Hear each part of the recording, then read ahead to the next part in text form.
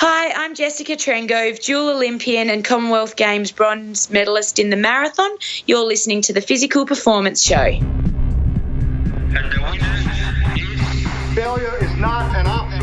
I've had my ups and my downs.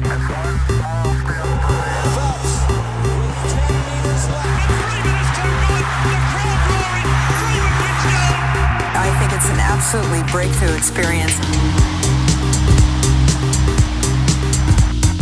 Welcome to the Physical Performance Show, the show designed to inspire the pursuit of your physical best performance. I'm your host, Brad Beer. Listen in as we delve into how the world's top physical performers achieve their success, as well as the highs, the lows, and the journey of getting there. Let's get ready, set, let's go.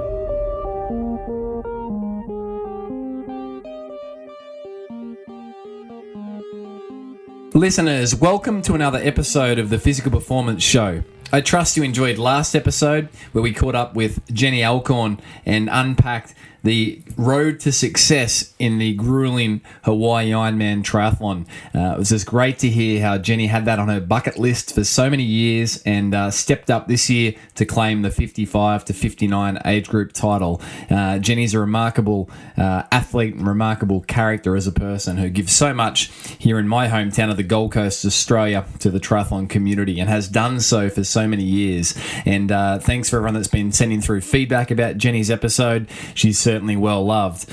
Talking about feedback, really appreciative, guys, of the reviews that have been coming through on iTunes for the Physical Performance Show. This week, Neil May, the Kettlebell Physio, dropped a review. Neil gave it 5 stars, so thanks very much, Neil. And Neil's comments were, I've listened to every episode and they just keep getting better. Of the 33 podcasts in my current listening list, this is the most enjoyable. Great work, Brad. An inspirational guest list of individuals with phenomenal achievements in their lives we can all learn from. Neil, thanks very much for taking the time to drop that.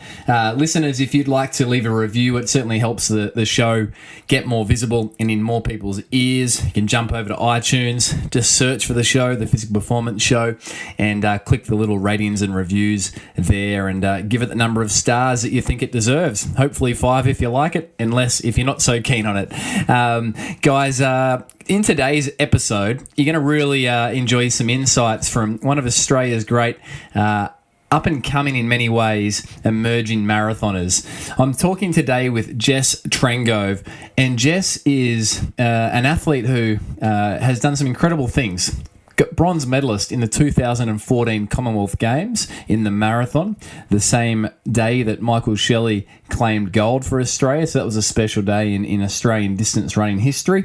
Jess is also a dual Olympian representing the marathon in the London Olympic Games, and then this year in Rio 2016.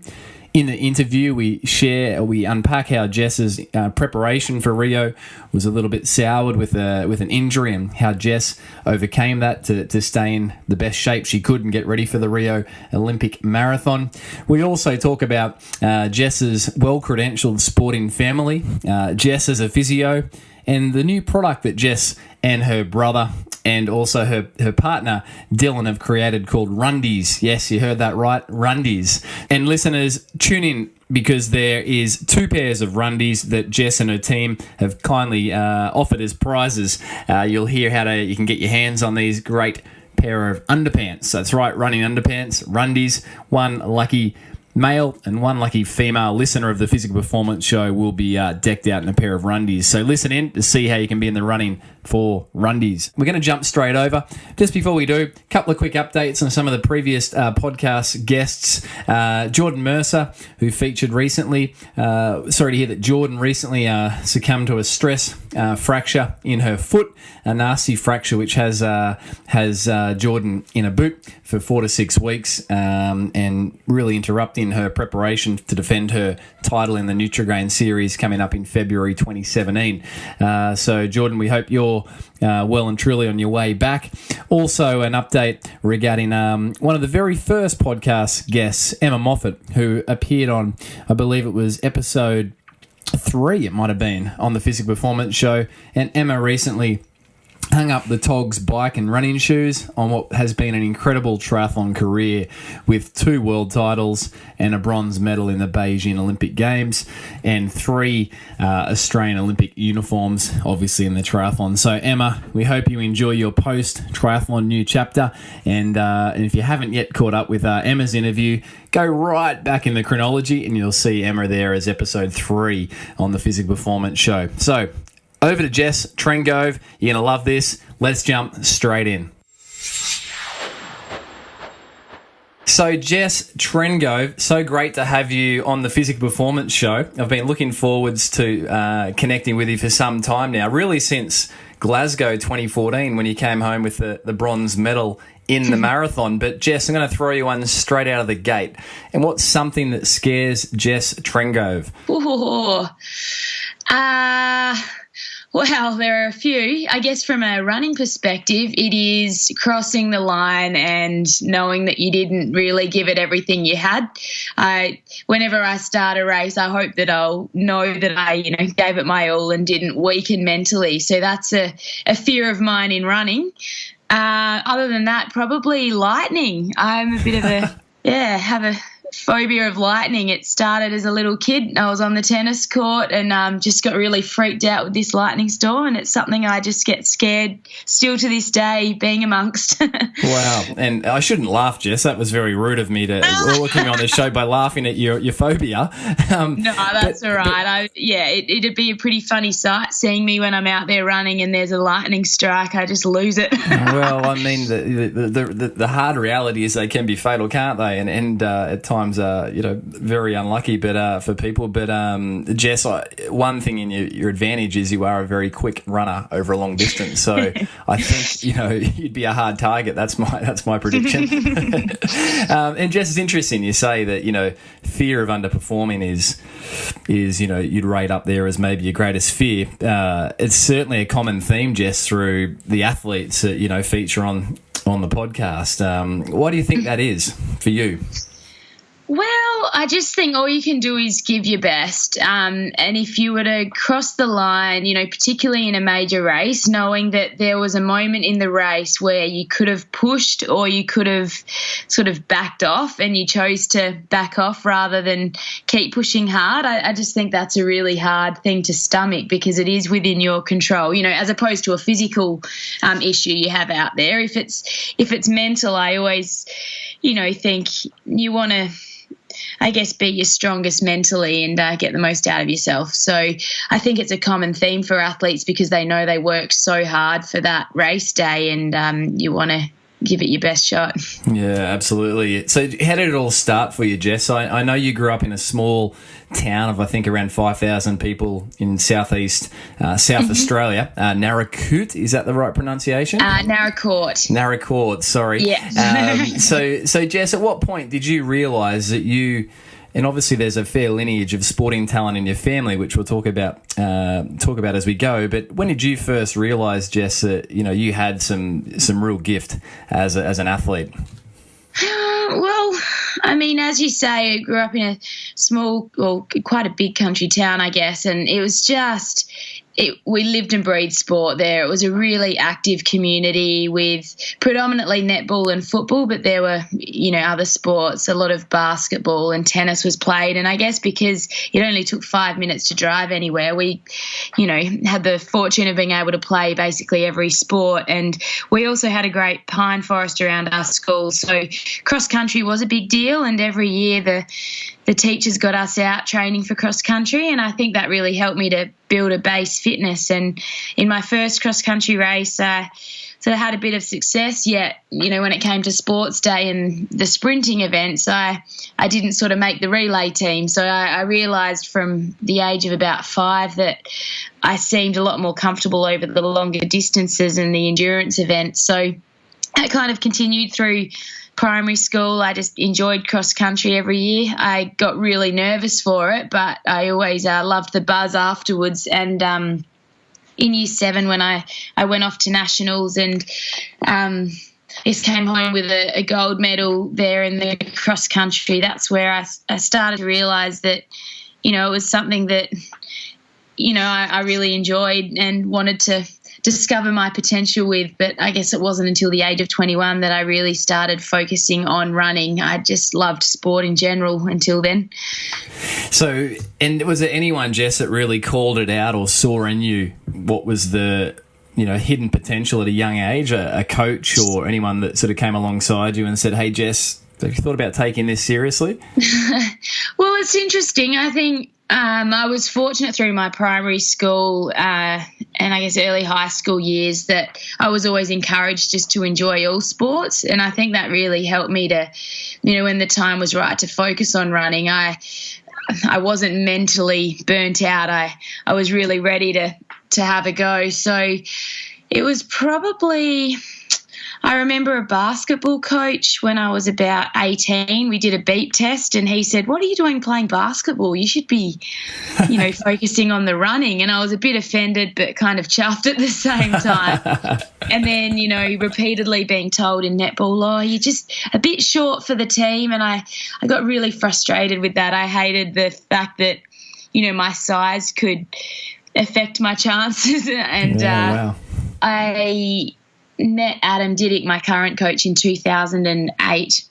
That's when he sort of started pulling together some athletes and started his squad team Tempo, and he's the one who recognised that I should have a go at the marathon one day. So he planted that seed pretty early, and Benita Willis was one of my idols from when I'd seen her run at the Sydney 2000 Olympics in the 5 kilometres. So I thought it was a bit of an outrageous idea, but when I ran my first half marathon, I did realise that perhaps it was going to be the event for me. And in 2012, we stepped up to the full marathon. So I guess I can give a lot of credit to Adam Diddick. Yeah, wow. So there's a fair bit in there, Jess. Obviously your coaching relationship with Adam and the teacher who politely offended you by saying, have you considered focusing on the running? I think that's funny, Jess. One of the previous guests on the show, Nick Willis, obviously New Zealand, great athlete and Olympic medalist. And the funny thing that astounded me with Nick was that he was toying up with rugby union. And could you imagine really? Nick Willis's frame on the rugby union pitch? So what is it about you Olympic athletes, with these other sporting dreams when you're sitting on the gold mine of your talent? But in terms of Benita, Jess, I had read in reading, getting ready for our interview today, that there was a beautiful little moment at the Sydney Olympic Games with Benita, who also featured on the podcast previously, Nee Johnson, Benita Willis. What was that story, Jess? Can you take listeners through what happened at Sydney Olympics and how old you were at this stage? Yeah, sure. Well, I'd just running my first national cross country, so I was 13 years old, and my family, we managed to score tickets in the final ballot to the Olympics. So we road tripped over there from Naracoorte. So that was my mum, dad, sister Abby and brother Jack. We stayed about an hour out of Sydney in a caravan park. It was a great trip, and we got to go to the swimming, basketball, athletics and tennis. And at the athletics night, I sort of noticed this Aussie girl in the 5K field, and after the race she came up towards the grandstand we were in, and my sister and I waved out our tickets madly, and she came up and had a chat and signed our tickets, and she was just so down to earth, and it was a really influential moment for me, and I was, I guess, so amazed that she would take the time to speak to us. And so from that day onwards, I followed Benita's career and cut out articles about her, and was so excited to be on her team at the World Half Marathon Championships in 2010. Yep. And then at the London Olympics in 2012 to line up with her. I was sort of still pinching myself on the start line. Wow, that's brilliant. I mean, you couldn't have imagined, right, as a girl, only dreamt back then, right? Yeah, that's right. I just think that. But isn't that the power of athletes inspiring the next generation? I just think it's such a terrific thing from, Eloise Welling sharing about, Sonia. This gone blank. This gone blank. Help me out here. Sullivan, inspiring her, and it's just athletes inspiring the next generation. And do you now feel like that's what the kids are? That you're someone that the kids now look to? How do you fill those boots, Jess? Yeah, look, you sometimes you forget how much of an influential role you can play. And I think when I went to the recent Rio Olympics and received a video from Narracourt Primary School where I'd grown up, and they made this sort of dance and changed the lyrics to a song, and it was phenomenal. And I had the privilege of travelling down to Narracourt only a few months ago to visit them all, and it was really special. It was probably one of the coolest experiences this year, actually getting to speak to the kids. And the same, cross-country course is there. It's a little bit different now, and a lot of the same teachers I had, and a lot of kids, who made cards and came up to me and said they love running and want to go to the Olympics. And you realise, that maybe, what you've done as an athlete has helped to ignite their Olympic dream. So, I love that side of our sport. Yeah, that's just terrific, isn't it? And Jess, on the Olympics, let's stay there in Rio. Obviously, London Olympic debut in the marathon, through to Rio, where obviously you returned for the marathon and finished in 22nd. What was the Rio Olympic experience like for you, Jess? It was phenomenal. I absolutely loved Rio. It was probably one of my favourite major championships, along with probably Glasgow.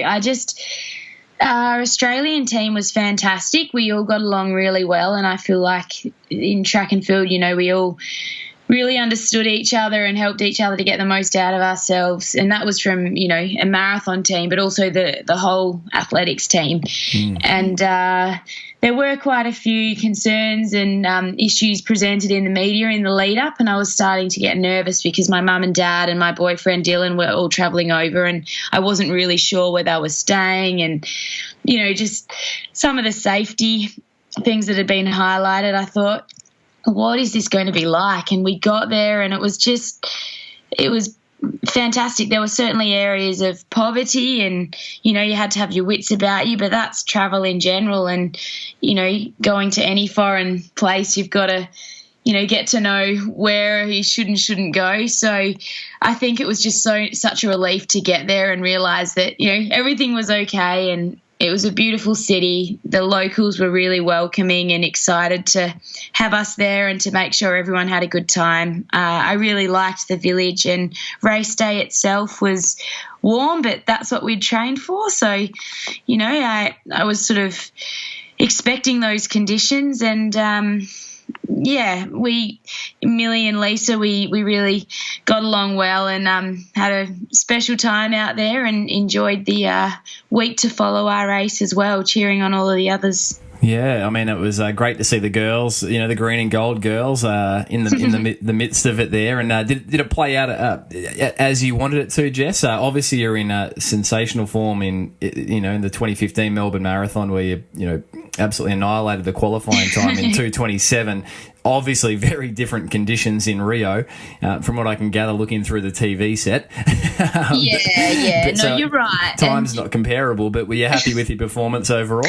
Yeah, look, I was happy with the outcome in that I crossed the line absolutely empty. I know that I couldn't have given any more. I was really sort of happy with my Melbourne Marathon qualifier the year before, and I guess came out of that race super excited and very motivated for the Olympic year. And whether it was that excitement that contributed, or just, it was destined to happen, but I ended up getting injured early in this year, and I guess that affected my preparation a little bit. I didn't quite get the training in that I'd envisaged in terms of the altitude block of running, and then a big lead up to Rio. I had to change things up a little bit with cross training. So what I probably felt in the race was that I lacked a bit of race fitness. I hadn't been able to do those 10K races and half marathons in the lead up like I would usually do and like I would have liked to. So it meant that it was probably a bit tougher out there than what I'd experienced for other marathons in terms of race pace, feeling pretty uncomfortable. But at the end of the day, I still attacked it like I was hoping to, and as I said, crossed the line knowing that I had nothing left. So I was pleased. What was the injury, Jess, leading into Rio? And obviously, you're a physiotherapist yourself, and I think that's just terrific. Another running physio is fantastic. So what was your injury? Did you self-treat it? How'd you get along? It was actually an injury on my left foot, which I'd suffered on the right foot 2 years earlier before the Glasgow 2014 Commonwealth Games. So it was a stress fracture of the second metatarsal, and it took a little while to, I guess, figure out exactly what was going on, and that was in April that it was diagnosed. So I took my standard sort of 6 weeks off and had to increase the running training fairly quickly, but I was really fortunate to have a supportive team around me of, sports doctors, physios, podiatrists, and I guess, very grateful, because without them I may not have got to the start line and may not have got to experience Rio. And as I said, it was an unreal experience. Yeah, fantastic. When you were off, Jess, that 6 weeks, what were you doing? What sort of cross training were you doing, just to give listeners some perspective of what you were trying to do in an Olympic year to keep your aerobic base, and what were you doing at that stage? Well, I guess it was fortunate that I'd experienced a similar injury in 2014, so I just went straight into cross-training mode. In 2014, it had all been pretty traumatic because I hadn't really cross-trained before, and it's very different being in the gym. I love running because I love the outdoors, and it's just so nice being able to get out amongst nature. So to be in a gym setting was pretty daunting. But look, I had a month planned in Flagstaff, so I still headed up there, but I trained in the gym while I was there, and was fortunate to have Riley Cox, fellow Team Tempo athlete from Adelaide, over there with me, and he was doing a lot of cross-training in the gym as well. So we just pushed each other. My coach would say, look, today I want you to do 2 hours. You can pick, 3 different pieces of equipment. So often it would be the elliptical, the bike, and maybe a bit of the rower.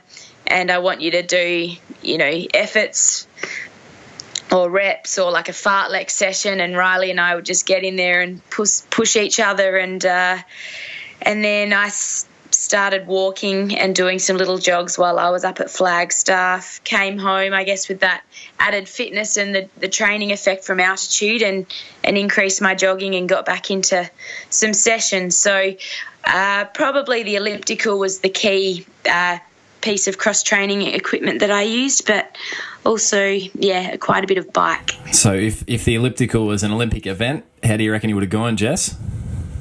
Yeah, look, after that, I got into Flagstaff. I think I would have been pretty competitive. I started to really figure out the elliptical. yeah. It's interesting. We've just put in an Alter G anti-gravity treadmill at the practice, and it's people ask what it's about, and I kind of say, well, if you've ever been injured and, been cross-training on an elliptical or water running and found that painful, this is a bit of an alternative. So have you had a run in one of those yet, Jess?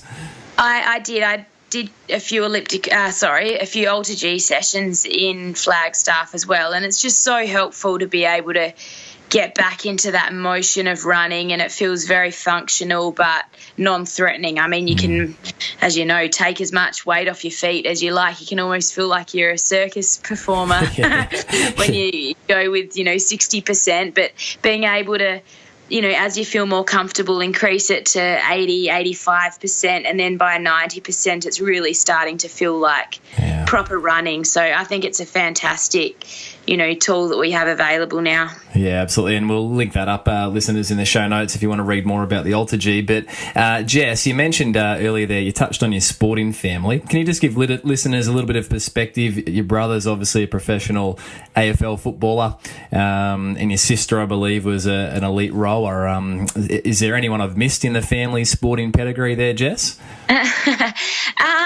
Mum and Dad both love sport. Mum still runs around on the netball court, and Dad does a lot of cycling. So I guess they've just grown up loving sport in general, not running per se, or the team sports when they were growing up. But my brother plays for the Melbourne Demons, and look, he was drafted in 2009, and that's about the time where I thought, Abby's rowing, Jack's just achieved his dream of making the AFL. I really want to have a go at a sport and, be able to look back one day and know that I gave it everything. So that's at a time where I really started to focus more on my running. And I think Jack's been a huge, inspiration to me too with how he's managed injuries. He had a nasty foot injury that put him out of football for 2 years. So that's a real perspective, keeper for me. Every time, I think I'm doing it tough, I really look at what Jack's gone through, and he gives me lots of great advice as well. And I always love having a chat. And then my sister, with her rowing schedule, she was getting up at 4:45 in the morning, riding her bike to West Lakes where they'd train. They have to set up the boat, de-rig the boat. There's all of this equipment involved, and I just thought we're pretty fortunate with running. We just throw the sneakers on and get out there. And my brother and sister have certainly influenced me in a very positive way. And so what does Mum and Dad do, Jess, when they've got Abby at a rowing regatta, you running in a major road race, and Jack on the football field? Where do they go? Yeah, it's a tough one. They came to Rio this year, and Jack was just sort of starting to get back into footy, so they try to share themselves around pretty well. Yeah, wow. It sounds a bit like the Mottram family with Craig's brother, and the Boomers. Oh, yeah. Jess, you've had some incredible sporting moments. Dual Olympian, bronze medalist in the Glasgow Commonwealth Games in the marathon. Is there one event, though, in particular, one race result that stands out for you, Jess, as your most memorable? And if so, why? I'd say there are two. So the first one was my qualifying race, or my first ever marathon in Nagoya. So that was in March of 2012, and my coach, Adam Diddick, had selected that race because it was in good timing with the London Olympics if I were to qualify. It was a women's only, event in Japan, so the time zone wasn't too different. We didn't have to fly too far. Japanese people are very welcoming and organised and punctual, so it was a very sort of stress-free experience other than some of the language barriers. But, to be out there running in my first marathon with the support of the Japanese people, they lined the entire course, and to realise at halfway that I was sort of on pace, and then to not know how I was going until about 34 kilometres, where I saw Adam jumping around, and he told me that, I was still on pace. And then to enter the stadium and see 2:30 something on the clock, and then, 2:31:02 when I crossed the line, suddenly, it sort of became a reality that I could be heading to London, to the Olympics. And so that was certainly a massive highlight. And then 2 years later at the Commonwealth Games, coming down that finishing straight and realising I was about to win a bronze medal was also phenomenal. And to have Michael Shelley there, who'd just won gold, was a really special moment. Yeah, I mean, your face said it all. It was one of the special moments at Glasgow for Aussies watching on. I mean, to have, for female take out the bronze in yourself, and then Michael win the gold in the men's race, the road race. It was just remarkable. Was that a bit of could you ever, as that young girl, having Benita Willis signed your ticket, have imagined that for yourself? No, certainly not. It was...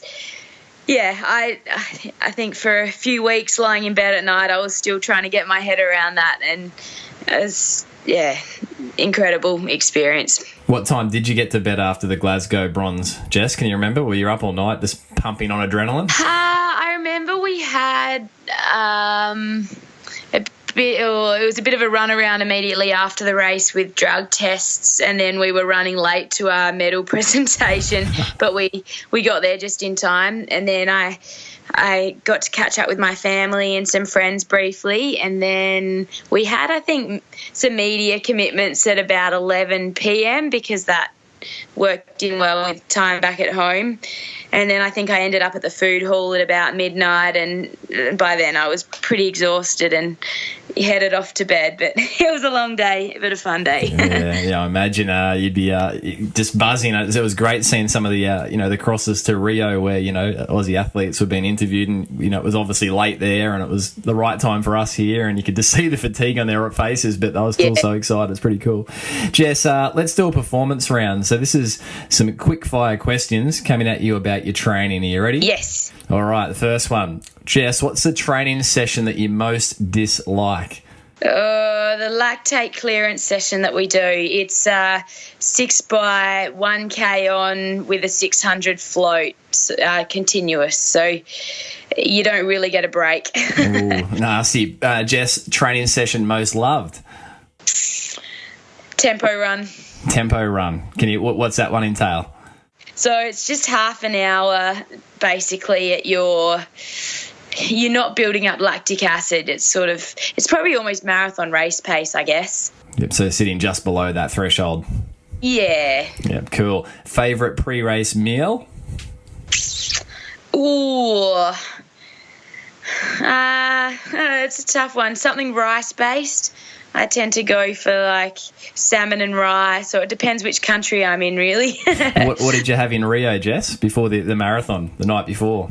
I had a lot of congee. It was like this rice sort of porridge that was on offer. So basically, rice with a bit of water, and then I would have had a little bit of chicken or something to make it interesting, but really just trying to pack in the carbs. Yeah, nothing like playing around, experimenting the night before an Olympic marathon, Jess. I'm joking. Jess. But I practiced a few, the week leading up. Your bedtime, what's your standard bedtime? Oh, anywhere around sort of 10:15, I try to be in bed. Yep, lights out. Morning time, getting up? Between 6:45 and 7. Yep, consistently. And who's the athlete you most admire, Jess, and why? I know they're meant to be quick answers, but that's a very hard question. No, I know. I've thrown it in there. Take your time. Golly. Yeah, look, there are so many.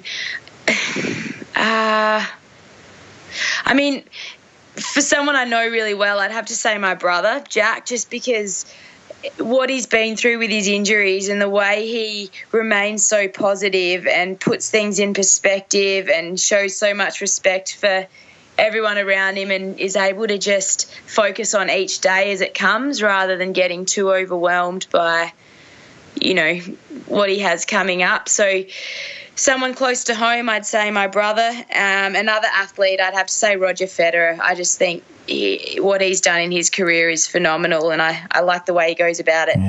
Yeah. Do you reckon we can get him on the show, Jess? Oh, why not? The Fed. Hello, Roger, if you're out there.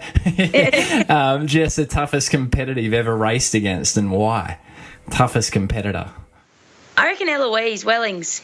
Wow, why? She's just so mentally tough, Eloise. She's been through a lot in her career. She's had a huge run of injuries in her younger years, and just to see her now just absolutely dominating, I love it. And she's such a good sports person, but she's just, she's relentless. She trains hard. She fits a lot into her life, and she's really gracious and supportive of the people around her. But I think, she knows what she wants out of every race, and she doesn't let down. She's very tough. Yeah.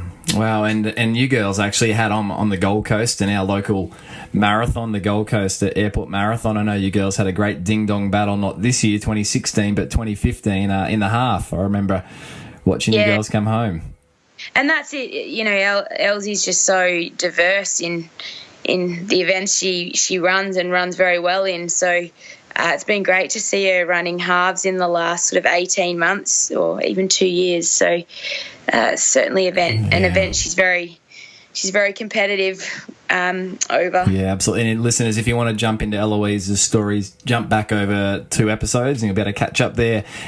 Jess, is there a mantra that you use when you're racing or you're competing? Something that you play on the tape of your mind?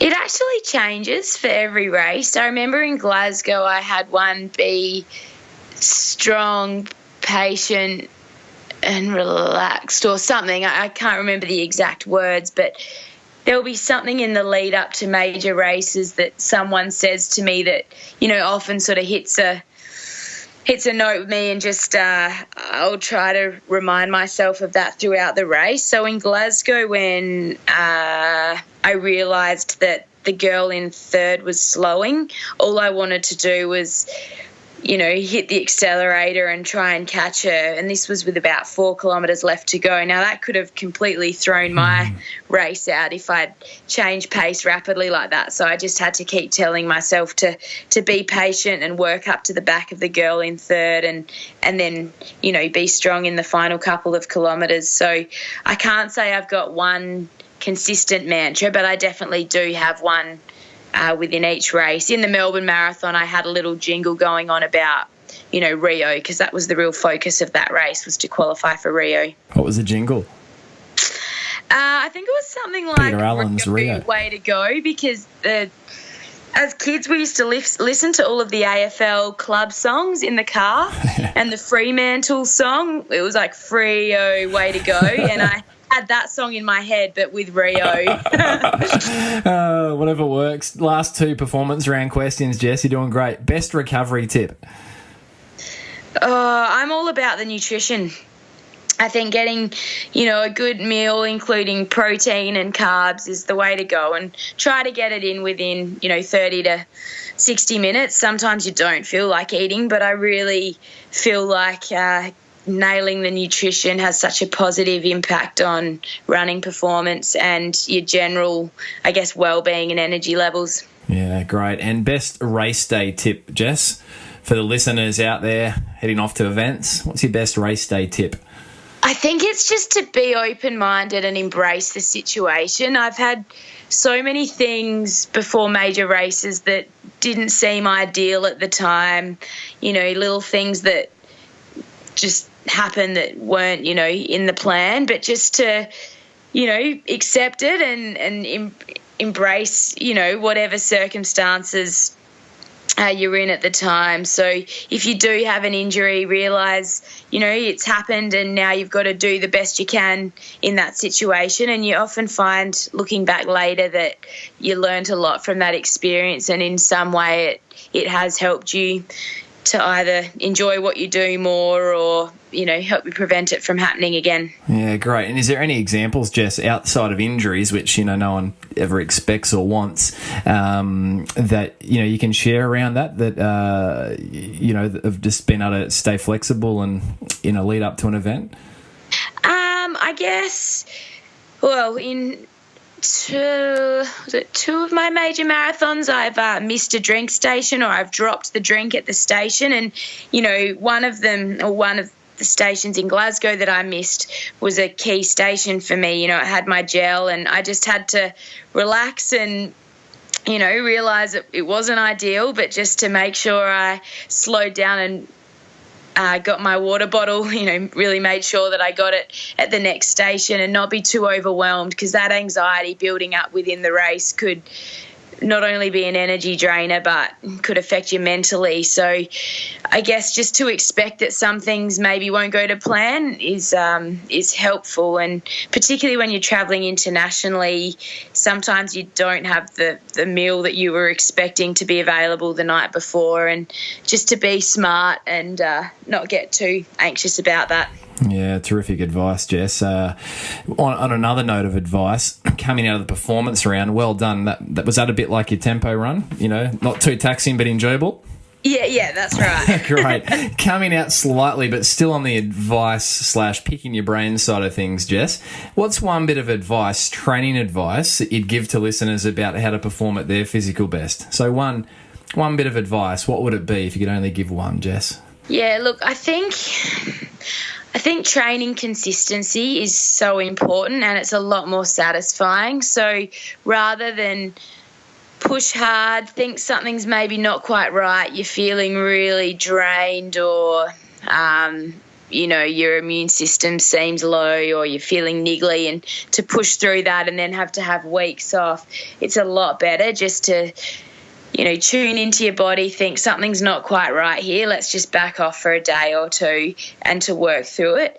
The hard thing is you're never going to know whether, had you kept pushing, would you have still been able to keep going? So you can't ever sort of compare. You can't have a control versus an intervention with yourself to know that by backing off you saved yourself from maybe a few weeks out of training, but just, I guess, to trust that, you know your body better than anyone else and go with your instincts, because there have been times where I've been really reluctant to have a day off because I think, no, I want to stick to what's on the program, and then it's led to, weeks and sometimes months away. So I've learnt now that a day off really isn't that bad, and I've got lots of go-to cross-training alternatives now as well. Yeah, hello to the elliptical.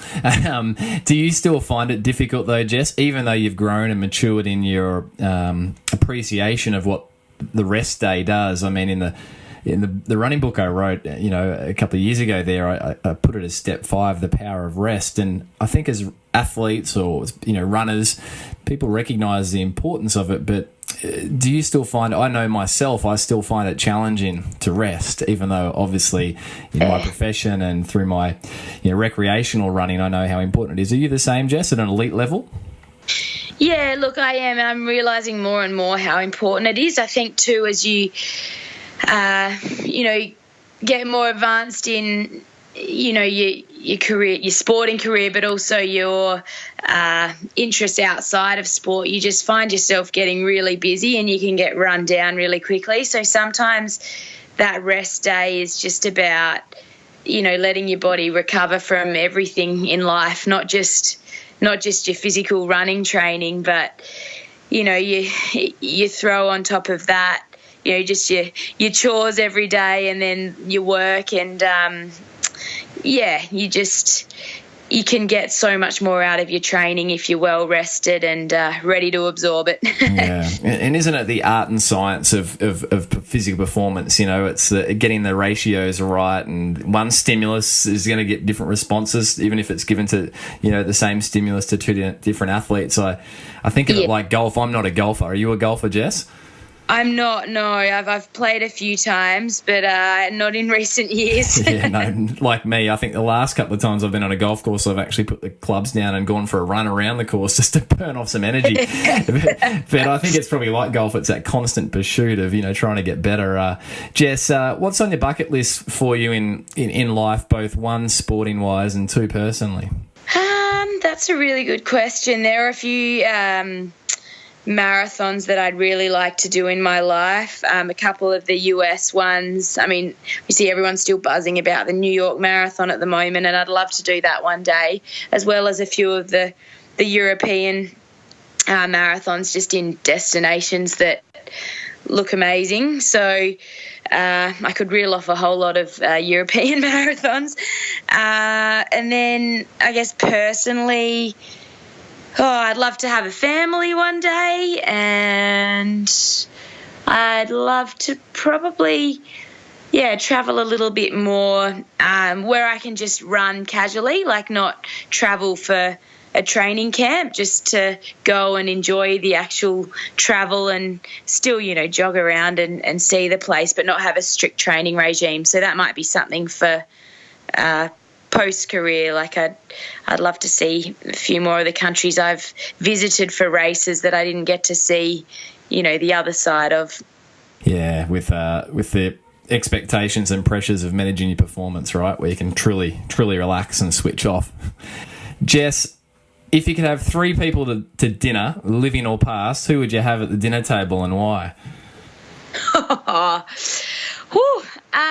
And we're just warming up to this question, Jess. This is the main set. I'd really love to meet Karen McCann, actually. So if I could have, from everybody I've ever heard who knew Karen, I've had a lot to do with Chris Wardlaw over the years, and it just sounds like she was a beautiful person. And I think of her sometimes when I'm out there running, and I watched her on TV at the 2006 Commonwealth Games. So I would have loved the opportunity to meet Karen, just as a great runner, but also a great person. Yep. That's one seat taken. Yeah. Two other guests, Jess. David Rudisha, he really interests me. I loved watching him at the London Olympics when he won that 800. He just absolutely attacks races, and he just seems like a really gentle and modest person who's just an unbelievable athlete. I've watched a few, documentaries on him. So I'd love to just pick his brains and, find out a little bit more about his life on a day-to-day sort of basis. Yeah, it'd be great. So there's one seat left. You've got Karen McCann, David Rudisha. Who's the third at the table? I feel a bit silly having all these runners, but I guess I really do look up to a lot of sports people, so I'm lucky that I have got to spend a fair bit of time with the likes of Deacon, Mona and whatnot. So probably my other one I'm going to say is let's go with Jessica Ennis. I read her biography, and she's been through a lot in life and has balanced a lot as well. And she just really did well under a lot of pressure in the London 2012 Olympics. She had posters up everywhere of herself. She was, the front of the campaigns, and the noise. I was sitting in my room in the Olympic Village when she entered the stadium. It was incredible, and just to see her perform so well in every discipline of her, event, I think she'd be a really interesting one to talk to, just to find out what she did when she went home each night, just to keep her cool and, bring her A game each day. Yeah, well, that's a pretty talented table you got there, Jess. But interesting conversation, Jess. Each week, each episode of the Physical Performance Show, I ask the guests to issue a physical challenge to listeners. It can be anything, extremely hard for it to, encouragingly easy for people to get going. It can be anything at all. What would be your physical challenge for listeners for the week, Jess? Well, one that blows me away is the single leg pistol squat. If you follow Emma Coburn on social media, she's just put up a few videos where, she absolutely nails it. And I'm so far from being able to do that at the moment. If I get a TheraBand out, I can manage it. So I'll just start, at that level. Yeah. I'm not sure how functional it would be for everybody, but certainly it's a bit of a party trick if you can do it. So, all right. So we'll throw that up in the show notes for Emma Coburn's single leg pistol squats, and I have observed those, Jess, and I'm pleased that it's not just me that looks on with just amazement and also a lot of envy. Jess, couple of final questions here. Rundies. Can you tell listeners a little bit about Rundies? Sure.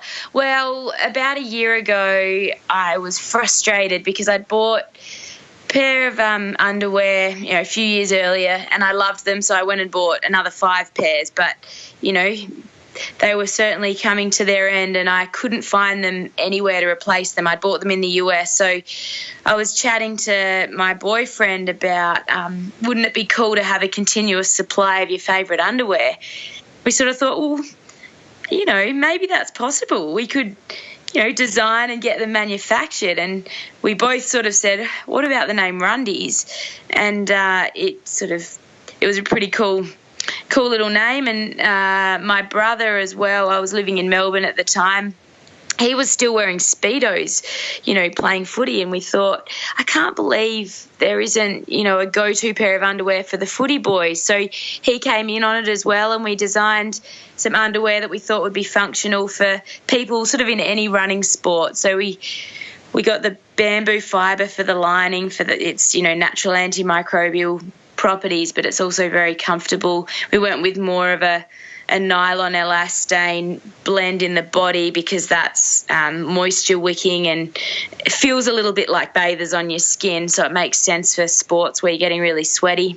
And sort of went with a similar cut to what I'd loved, and Jack and Dylan came up with a cut for the men's, and we went from there. So we've learned so much about business in the process, and we've had a lot of fun with it, and ultimately want to be able to support running events and also athletes, and I guess make the running experience more enjoyable for people by having, comfortable underwear. And we're just about to look into releasing a new style for the men and the women. So that's pretty exciting. Fantastic. And we'll link up Rundies. I've been checking them out online. I'm going to have to get a pair. Rundies in the show notes, listeners. So jump over. If you're frustrated with, as Jess said, that favourite pair of underpants that just doesn't go the distance and, you want to switch over, then jump over, check them out. And do you reckon, Jess, we could give a pair away to a listener? Oh, absolutely.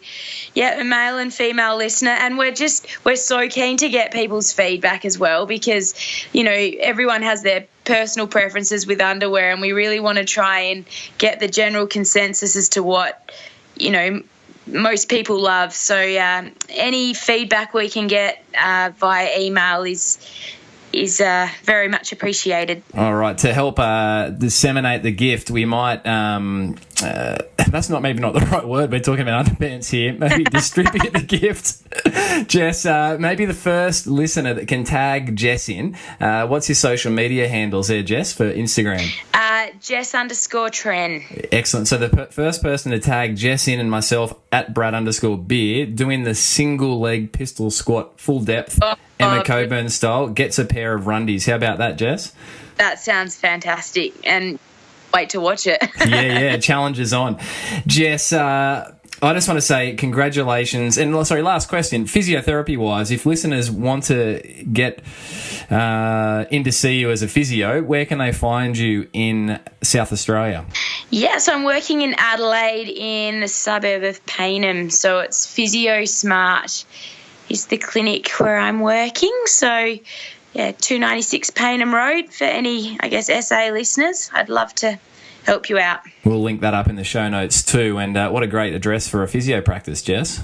Payneham, hey? So, Jess, on behalf of myself, the listeners, we just want to say thank you. You've been a very generous guest, and with the 2018 Commonwealth Games coming up in my hometown of the Gold Coast, I suspect we'll be seeing you there.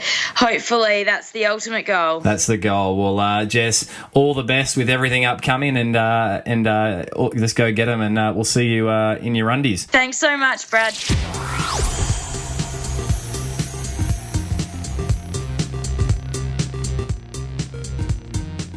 I trust you enjoyed this episode of the Physical Performance Show with Jess Trengove. What an incredible athlete. Love some of the stories that Jess shared there, everything from her sporting family through to the creation of these Rundies. I'm looking forward to getting my pair in the post, and I'll be posting my Rundies. Maybe not just the picture of the Rundies, but maybe me with the Rundies on, but not just the Rundies on. And listeners, get into that physical challenge and put yourself in the running for your own pair of Rundies. Now, guys, coming up on the next episode of the Physical Performance Show, episode 35, I catch up with Kane Eckstein again. Kane featured on the Physical Performance Show back on episode 8. And at this stage, Kane was just a few weeks out from preparing for his 24-hour world pull-up record campaign. Having previously set it in New York, Kane was looking to smash the mark and go beyond 7,000. He ended up doing that, but I catch up with Kane to talk about how his biceps, deltoids, triceps, lats, and everything else are going after what was a successful world record campaign. I was there through the night on some of the hours when Kane set this record. Absolutely incredible stuff. If you think there's such a thing as the Ever Ready Man, this is the guy. You're going to want to hear this show. It's fantastic fun. So we're going to catch up Kane next night, episode 35. Be sure to tune in. Thanks for leaving a review, guys. In the meantime, keep pursuing your physical best performance. I'm Brad Beer, and this has been the Physical Performance Show.